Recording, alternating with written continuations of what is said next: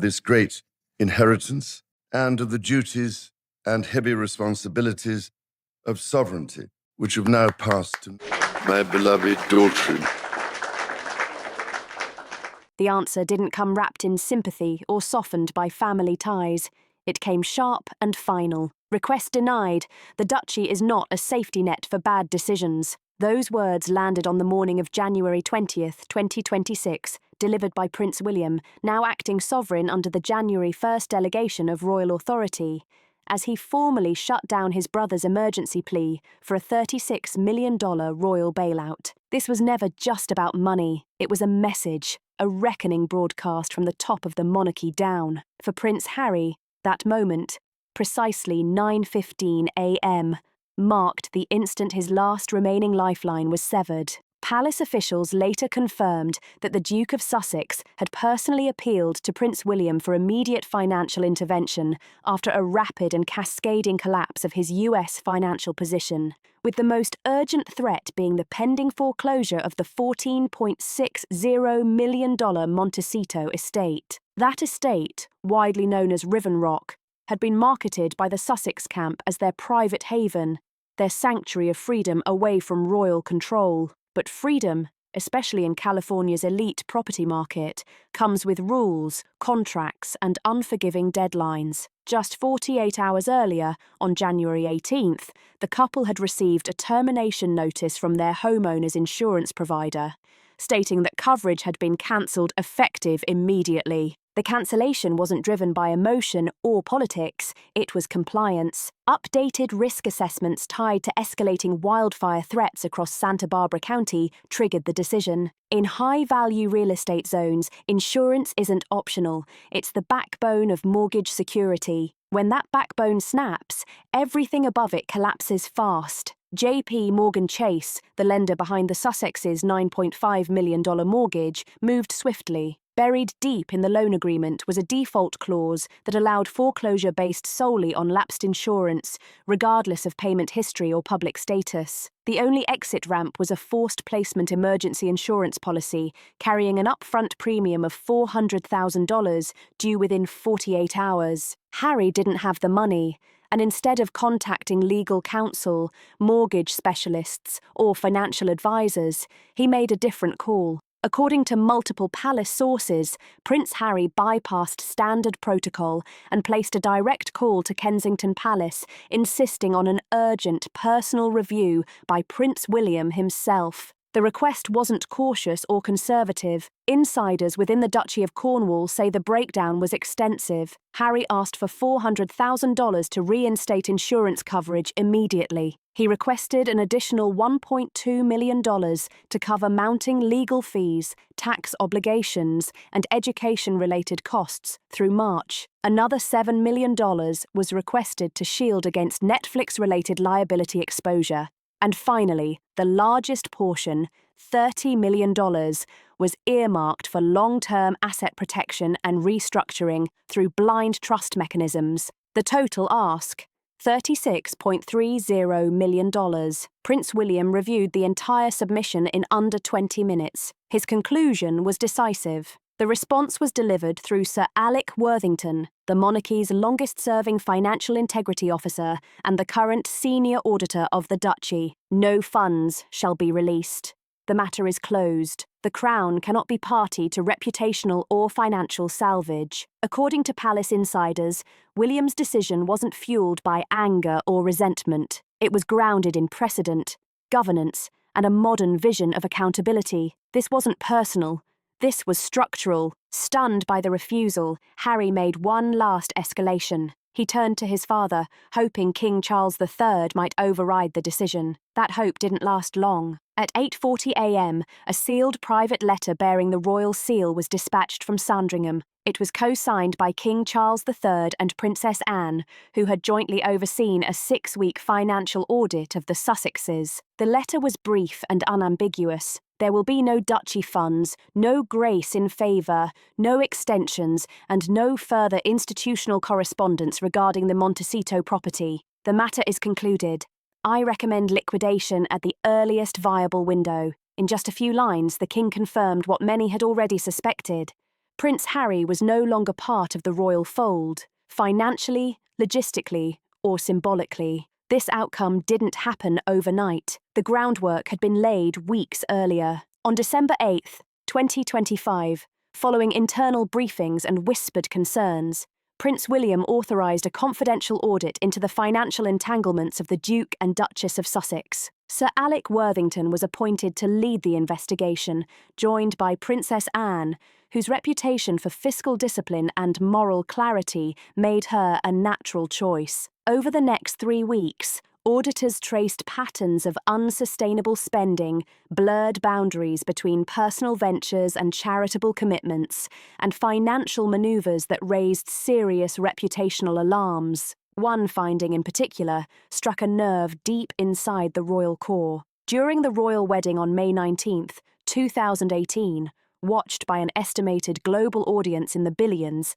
Harry and Meghan publicly pledged that all wedding gifts and proceeds, totaling £2.1 million, would be donated to the Diana, Princess of Wales Memorial Fund, overseen by Princess Catherine and dedicated to education initiatives for vulnerable children. However, the audit revealed that a significant portion of those pledged funds had later been redirected to a Delaware-based entity known as M&M Projects, LLC. Financial records showed the funds were used during the early development phase of Meghan's now-cancelled Netflix animated series, Pearl. The Sussex team described the move as a mission-aligned operational shift. Sir Alec Worthington used different words, a misappropriation of trust in spirit, if not in law. When King Charles reviewed the full audit file on January 12th, sources say his response was just 3 words. So it was true. The fallout was immediate. Harry's final handwritten appeal arrived at Buckingham Palace on January 13th. There was no response, only silence, then policy, then closure. Within 48 hours, support collapsed from every direction, royal, financial, and entertainment. If Prince William's rejection ended royal backing, Hollywood followed without hesitation. The shift began with one powerful name, Tyler Perry. For nearly 5 years, Perry had been the Sussexes' strongest private ally. In March 2020, as Harry and Meghan exited Canada amid escalating security concerns, Perry opened the doors of his $18 million Beverly Hills estate. He covered more than $3 million in private security, provided transportation, legal connections, and crisis public relations support. Publicly, Perry said, "I did it for the children." Privately, expectations were clear. Discretion, respect, and silence. That unspoken understanding collapsed on January 18, 2026. That day, Meghan Markle appeared on an unsanctioned lifestyle podcast hosted by a small-scale Hollywood influencer. Framed as an emotional reflection, she made 3 explosive claims: that Perry had abandoned her during a crisis, that his role as godfather to Princess Lilibet had been leveraged improperly, and that he used royal proximity for personal access and prestige. The accusations spread fast, across social platforms, entertainment desks, and agency inboxes. Perry's response was immediate. Within 24 hours, his legal team assembled financial logs, travel invoices, and correspondence showing that every act of support had been provided at the Sussexes' request, not his initiative. When Harry called Perry the following day seeking a short-term $400,000 loan to delay foreclosure, the reply was blunt. "I'm not the bank or the godfather anymore.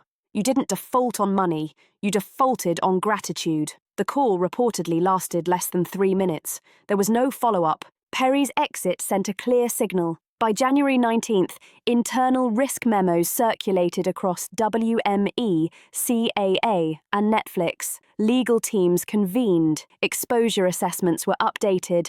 Partnerships were quietly re-examined. At a private crisis session on January 17th, WME's legal advisors formally warned Meghan that further references to Perry, public or private, could trigger defamation claims or forced disclosure of correspondence. That same day, Netflix delivered its harshest blow yet. Under the Sussexes' multi-year deal, reportedly valued at $100 million, 5 major projects had been proposed. Only one was fully delivered. The animated series Pearl was cancelled mid-development. Heart of Invictus stalled. A scripted royal drama was shelved. A children's special underperformed both critically and commercially. Citing missed benchmarks and delivery violations, Netflix exercised a performance clause buried in the 2020 contract. On January 17th, Harry and Meghan were served with a $20 million clawback notice. One executive summarized it plainly: "This isn't creative tension, it's contractual failure." The impact spread quickly to the Sussexes Foundation. By January 17th, all grant disbursements had ceased. The Mayfair UK office closed. The US staff was reduced to 2 part-time contractors. Internal communications stopped. The foundation entered administrative suspension, a pre-liquidation status often used to limit legal exposure while preserving remaining funds, according to financial filings. By the second week of January, the numbers stopped lying. The foundation's internal balance sheets showed less than $1.1 million in unrestricted cash, barely enough to keep the lights on through March. With Crown support formally withdrawn, Netflix ties frozen, and Archewell effectively in stasis, the Sussexes found themselves isolated in a way no press strategy could spin. One former Archewell board member put it bluntly: "They didn't burn bridges, they set fire to the entire coastline." And with Riven Rock edging closer to seizure and scrutiny tightening by the hour, the couple made one final move. It was quiet, desperate, and executed before dawn on January 20th, 2026.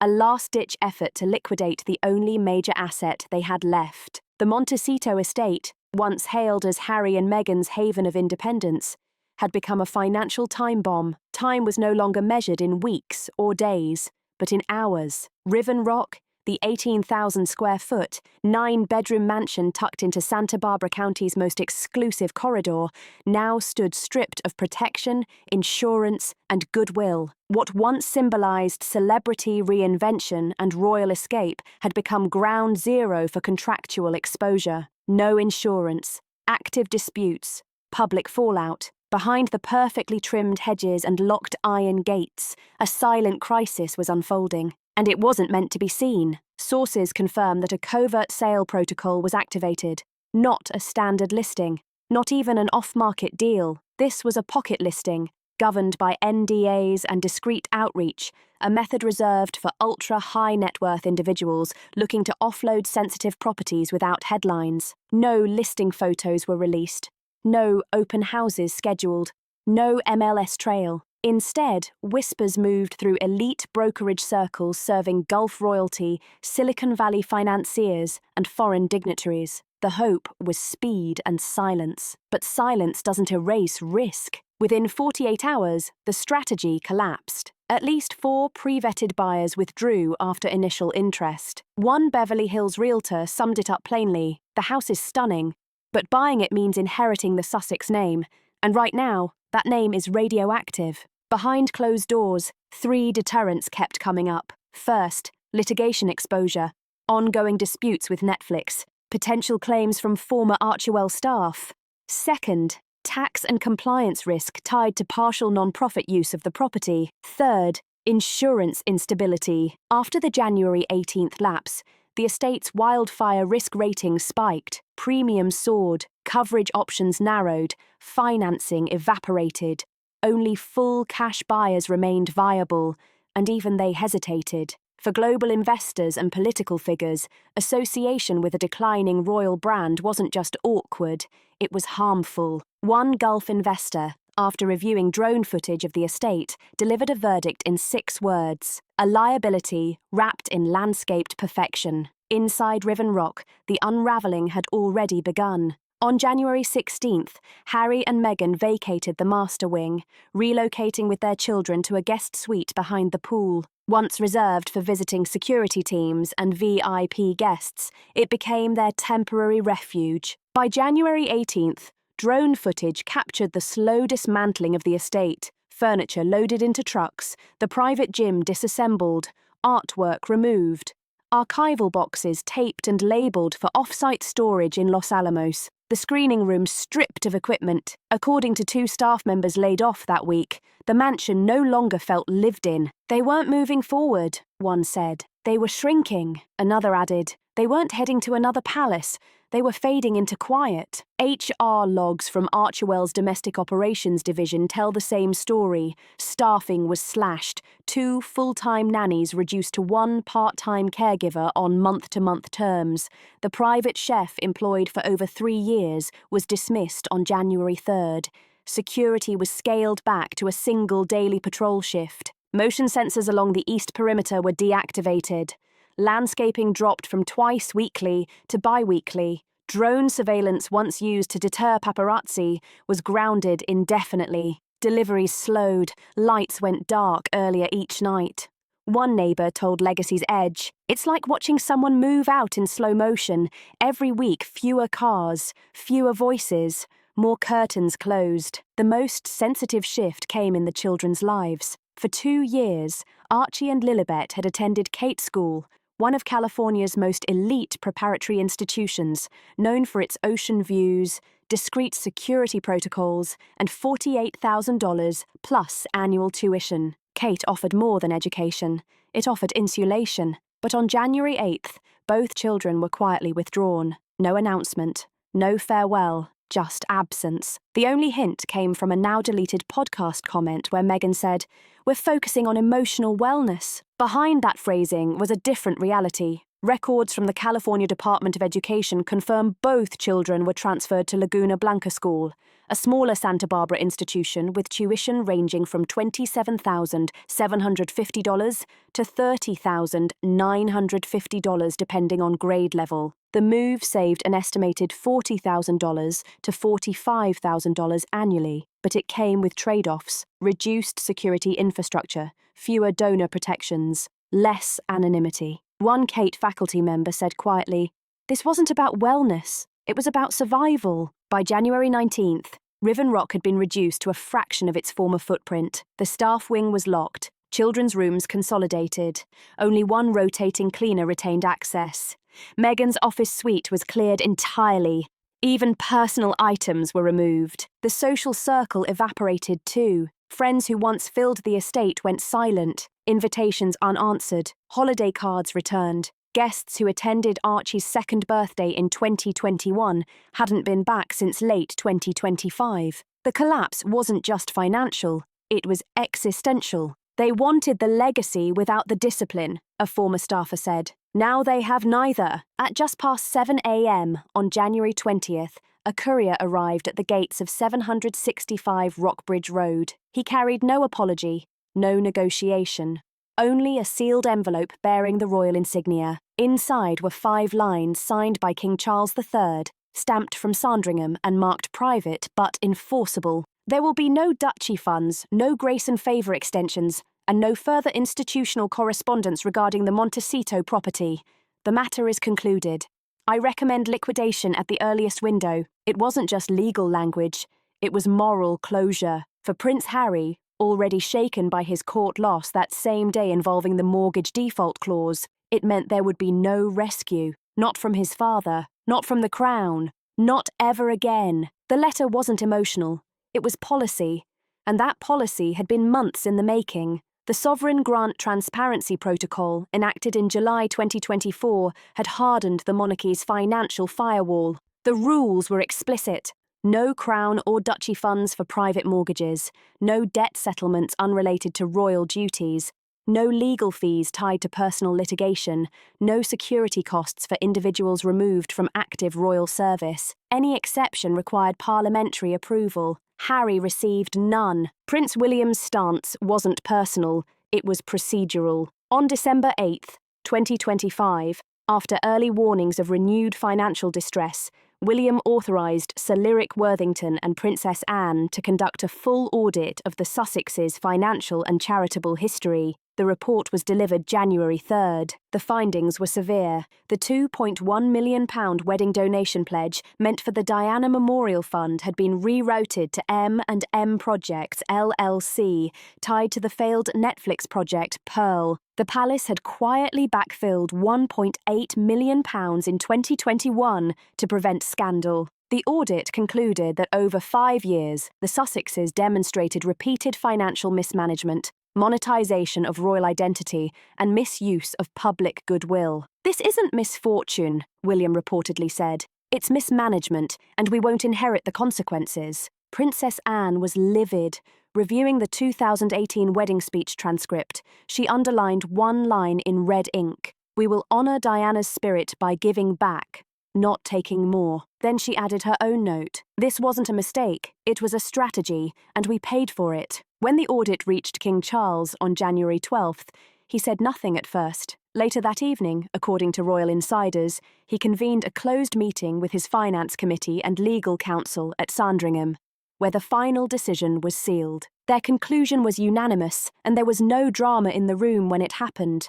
No shouting, no slammed folders, just quiet agreement. Any attempt to subsidize Prince Harry would violate royal protocol, public trust, and the law itself. Period. That was the line. Charles gave his answer the very next morning, and it wasn't long-winded. It was 5 lines: calm, direct, final. Some outside observers expected anger or emotional backlash, but inside Buckingham Palace, the mood was steady and restrained. As one senior Privy Council advisor put it bluntly, "This is not about punishment. From Charles's perspective, this was about precedent, about drawing a line that could not be blurred later." The monarchy had already paid a steep price for hesitation back in 2021, when Prince Andrew faced civil charges tied to Jeffrey Epstein. At the time, the palace made a critical choice. It refused to assist with the £12 million out-of-court settlement. That payment came entirely from Andrew's private trust, and the consequences were swift. He was stripped of royal duties, removed from public life, and quietly relocated from grace and favour housing. No exceptions, no soft landings, no hidden safety nets. Sarah Ferguson learned the same lesson, even amid waves of public sympathy. Her long history of business failures and media controversies triggered internal reviews that didn't care about sentiment. Asset rationalisation orders followed. By mid-2024, the outcome was sealed. She was required to vacate Royal Lodge by December. The message was consistent and unmistakable. Under the revised Sovereign Grant Protocol, the rules had changed. No more silent subsidies, no more quiet rescues. The monarchy would not bankroll those who chose to walk away from it. Charles reportedly told his legal advisers, "That is not cruelty, that is clarity." Those words weren't meant for headlines, but they carried weight inside palace walls. And while Charles signed the final letter, insiders were clear about one thing: the strategy didn't come from him alone. It was Prince William's leadership that shaped the institution's response. As acting sovereign in all but name, William had already begun setting a new standard: disciplined, reform-driven, and morally consistent behind closed doors. His stance had evolved into doctrine. The duchy is not a safety net for bad decisions. That principle, attributed to Prince William in January 2026, became the foundation of the palace's approach. To William, this wasn't just a family dispute spiralling out of control. It was a test of credibility. Allowing any bailout, even a discreet one, would have sent the wrong signal. That disloyalty could still be rewarded. That financial recklessness carried no consequence. That legacy could be leveraged without accountability. Instead, the future king chose integrity over indulgence. His message to Parliament and to the public was unmistakable. By the end of January 20th, all doors were closed. No aid from the Crown, no outreach from senior royals, no reinstatement of security, legal assistance, or logistical privileges. Even Harry's handwritten final appeal went unanswered. Not rejected, not returned, simply ignored. At Riven Rock, the gates stood ajar. Rain fell steadily. The guest house lights glowed faintly through the mist. And one man, once a prince of global popularity, stood alone on a balcony, watching the walls close in. The Sussexes were no longer suspended, they were severed. The silence from Buckingham Palace wasn't accidental, it was strategic, and it carried more force than any press release ever could. As the Sussex household quietly unravelled, the Crown shifted focus from confrontation to consequence. By January 21st, 2026, discussions that had long been considered politically sensitive were quietly reactivated. Peerage review, once dormant, now back on the table. Senior parliamentarians, backed by Cabinet Office recommendations, began examining the continued use of the titles Duke and Duchess of Sussex. Granted in 2018, those titles were now being described as a reputational liability. A confidential memo circulated within the House of Lords outlined growing concerns. Inherited privilege, it warned, was being weaponized against the national image. The memo cited multiple incidents: the Netflix controversy, the unauthorized podcast criticism involving Tyler Perry, the diversion of funds connected to the Diana Memorial legacy. This was no longer palace drama, it was constitutional territory. Inside the Sussex camp, the collapse accelerated. By January 20th, the Archewell Foundation had effectively shut down. Full-time staff were furloughed or dismissed. The Mayfair office in the UK was permanently closed. The children-focused division was dissolved. No grants had been issued since October 2025. Internal communications went dark. Legal advisors described the foundation as entering administrative hibernation, a holding pattern used to avoid regulatory exposure while winding down operations quietly. Documents filed with the California Registry of Charitable Trusts revealed a stark reality. Archewell's unrestricted reserves had fallen below $1.1 million. That threshold made the organization legally unsustainable beyond March 2026. At the same time, Meghan's proposed documentary series, Motherhood and Reinvention, scheduled for spring release, was pulled by WME on January 19th. The stated reason was reputational risk and unresolved legal complications. No rescheduling, no rebrand, just cancellation. The collapse was total. No donors, no projects, no platform, only paperwork and silence. Rather than addressing the financial fallout directly, senior royals pivoted to principle. On January 21st, Princess Anne appeared at the International Trust and Governance Forum in Geneva. Her speech, while never naming names, was unmistakably pointed. "Institutions are not defined by applause," she said, "but by how they respond to pressure and principle." She didn't need to say more. Meanwhile, Princess Catherine quietly declined an outreach proposal from Meghan's media team. The idea had been a joint mental health initiative aimed at softening public perception. Catherine's response was reportedly brief and firm. Promises were made and not kept. Children don't need campaigns, they need consistency. The message landed without fanfare. Perhaps the most striking moment came later that same day. At a Windsor Castle reception, Prince William was asked by a reporter whether he had spoken to his brother. His reply was short: "We have moved forward. No emotion, no commentary, just closure." By January 21st, parliamentary discussions had evolved into active strategy. While peerage revocation remains rare and complex, the cabinet briefing that morning marked the first serious institutional inquiry into whether the Sussex titles were being used commercially in breach of 2024 ethics guidance. One senior MP summed it up anonymously: "This is no longer about free expression.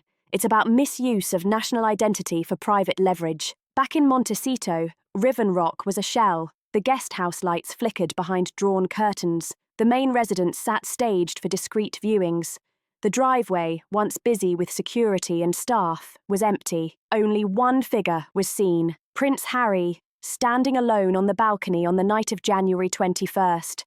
Rain pooling on stone below. No staff. No movement. He didn't speak, but the stillness said everything. A neighbour later described the moment. Looking through binoculars from the ridge above, she saw him standing motionless under a thin veil of mist. Not pacing, not on the phone. Just staring into nothing. It became the final image of a prince once positioned to redefine modern royalty. The dream didn't collapse in scandal or betrayal. It faded, slowly, relentlessly, from relevance, from protection, from memory. By January 22nd, Archewell's final accounts were submitted for internal audit. No statements followed. No interviews. Hollywood went quiet. Buckingham Palace remained silent, not out of indifference, but because the story had reached its natural end. As one former donor put it, they built a brand on burning bridges, then ran out of wood. Back at the palace, meetings continued. Jubilee planning moved forward. Princess Anne returned to Berlin. Princess Catherine reviewed new Diana Fund proposals for school expansion. No one mentioned Montecito. The Sussex name disappeared from briefings and correspondence. As one Privy Council official summarised, the refusal to comment is the comment. This wasn't personal, it was structural. The monarchy had drawn a line in an age of branding and streaming deals. Every exception weakens the whole, one senior aide said. For Prince William, blocking the rumoured $36 million bailout wasn't just financial. It was philosophical, a declaration of leadership rooted in process, not emotion. He may not wear the crown yet, but his imprint is already clear. The titles still exist on paper, but they now feel like costumes left on a dark stage. Riven Rock remains unsold, no escrow, no movement, and Harry and Meghan remain in Montecito, waiting for doors that no longer recognise their knock. This was not a royal feud, it was a slow, silent divorce from legacy, from structure, from discipline. As one former palace aide concluded, the crown doesn't exile anyone, it simply forgets them. If you're following how this story keeps unfolding, drop a like so more people can see it, share your thoughts in the comments, and subscribe if you want the next chapter the moment it breaks.